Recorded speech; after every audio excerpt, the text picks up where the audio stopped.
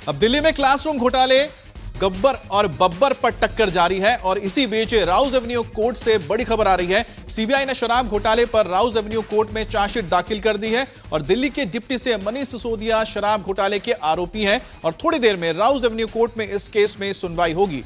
तो अब से थोड़ी देर बाद ही इस पूरे मामले में सुनवाई शुरू होने जा रही है। मनीष सिसोदिया इस पूरे मामले में आरोपी हैं। थोड़ी देर में राउज एवेन्यू कोर्ट में इसकी सुनवाई शुरू हो जाएगी। शराब घोटाले का मामला है जिसको लेकर लगातार बीजेपी की ओर से मनीष सिसोदिया, अरविंद केजरीवाल और उनकी पार्टी समेत पूरी सरकार को घेरा जा रहा है और इसको लेकर अब से थोड़ी ही देर में कोर्ट में कार्रवाई शुरू हो जाएगी। ये सिर्फ 10 जर्सी गायों के साथ हर साल 18 लाख कमा रहे हैं। आपको भी ये सीखना है तो फ्रीडम ऐप को अभी डाउनलोड कीजिए। और इस बड़ी खबर पर जानकारी लेने के लिए दिल्ली से हमारे संवाददाता अभय पराशर हमारे साथ जुड़ चुके हैं। सीधे उनका रुख कर लेते हैं। अभय, आम आदमी पार्टी की बात की जाए और इस पूरी टाइमिंग को देखा जाए तो लगातार सवालों के घेरे में है। तमाम तरह के आरोप लग रहे हैं। शराब घोटाला, इसके अलावा स्कूल में घोटाला किया गया, टिकट बेचने की बात सामने आई और अब शराब घोटाले को लेकर सीबीआई की तरफ से राउज एवेन्यू कोर्ट में चार्जशीट दाखिल कर दी गई है।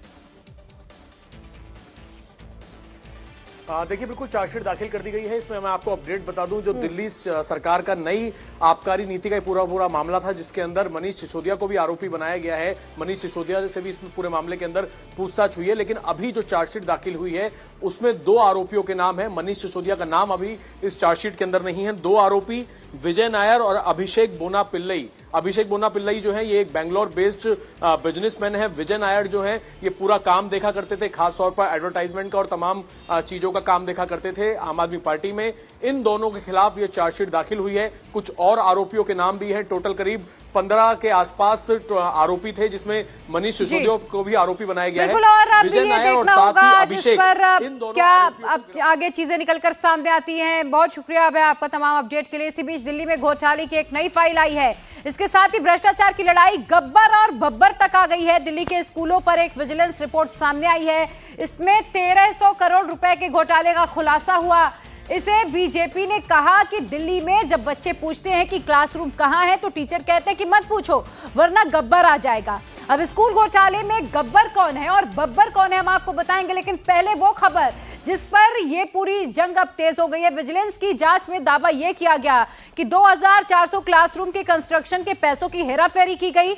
5 स्कूलों में बिना टेंडर के 42 करोड़ के काम करा दिए गए। स्कूलों में 116 टॉयलेट ब्लॉक की जरूरत थी, लेकिन 1214 टॉयलेट ब्लॉक बना दिए गए। विजिलेंस डायरेक्टोरेट ने इस स्कैम की जांच की सिफारिश कर दी। एजुकेशन डिपार्टमेंट और पीडब्ल्यूडी के अधिकारियों के खिलाफ जांच की सिफारिश भी की गई है। तो बीजेपी अब इस पूरे मुद्दे को लेकर आम आदमी पार्टी को घेरने की कोशिश में कर रही है। हालांकि आम आदमी पार्टी लगातार ये कह रही है कि एमसीडी चुनावों के चलते उसे टारगेट किया जा रहा है। तो वहीं जेल में मंत्री के मसाज मामले में केजरीवाल सरकार पर वीवीआईपी ट्रीटमेंट का बवाल अभी खत्म भी नहीं हुआ था कि अब ये एक नया बवाल आम आदमी पार्टी के लिए खड़ा हो गया है। विजिलेंस की रिपोर्ट में जो आरोप लगाए गए हैं वो आरोप बेहद गंभीर हैं।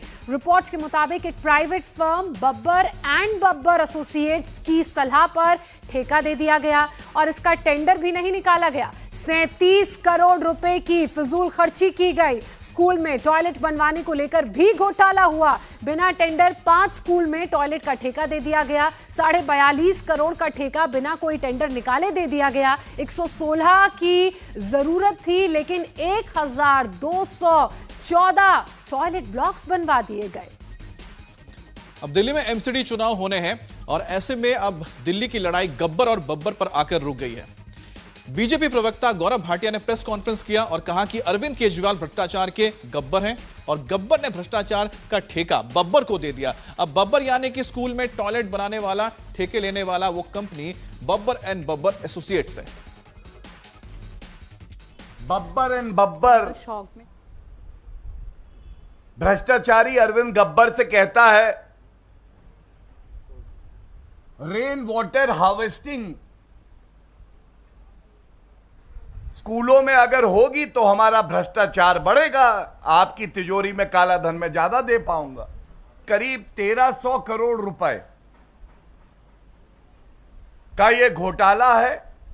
अगर वो चुप्पी साधे रहते हैं तो यह मान लिया जाएगा कि अरविंद केजरीवाल के इशारे पे ये भ्रष्टाचार हुआ है, इसलिए हम मांग करते हैं कि अरविंद केजरीवाल जी या तो आप सफाई दीजिए अगर कुछ कहने के लिए है, और नहीं तो इस्तीफा दीजिए। ये सिर्फ 10 जर्सी गायों के साथ हर साल 18 लाख कमा रहे हैं। आपको भी ये सीखना है तो फ्रीडम ऐप को अभी डाउनलोड कीजिए।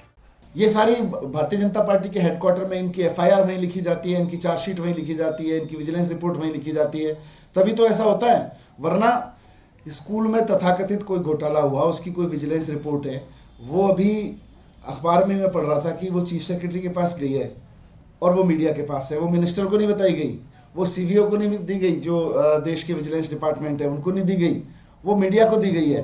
तो ये भारतीय जनता पार्टी ने अपने यहाँ स्क्रिप्ट लिखते हैं और मीडिया को जारी करते हैं, रोज यही कर रहे हैं। तो वहीं दिल्ली में आप नेता संदीप भारद्वाज की सुसाइड से केजरीवाल बुरी तरह से घिर गए। केजरीवाल की पार्टी पर टिकट बेचने का आरोप लग रहा है। अब संदीप भारद्वाज के करीबी भी ये दावा कर रहे हैं कि उन्हें सुसाइड के लिए मजबूर किया गया। थोड़ी देर पहले संदीप भारद्वाज के घर फॉरेंसिक टीम जांच के लिए पहुंच गई थी। फॉरेंसिक टीम ने संदीप भारद्वाज के कमरे से सैंपल भी कलेक्ट कर लिए। पूरे कमरे की बारीकी से जांच की गई है कि आखिर किन परिस्थितियों में संदीप भारद्वाज ने सुसाइड की है। बीजेपी ने आरोप ये लगाया कि संदीप का टिकट काटकर किसी और को बेचा गया। इसी के बाद संदीप भारद्वाज सुसाइड के लिए मजबूर हुए हैं। इंडिया टीवी हर वक्त हर जगह डाउनलोड करने के लिए सर्च करें India TV news Google play store या ऐप स्टोर पर।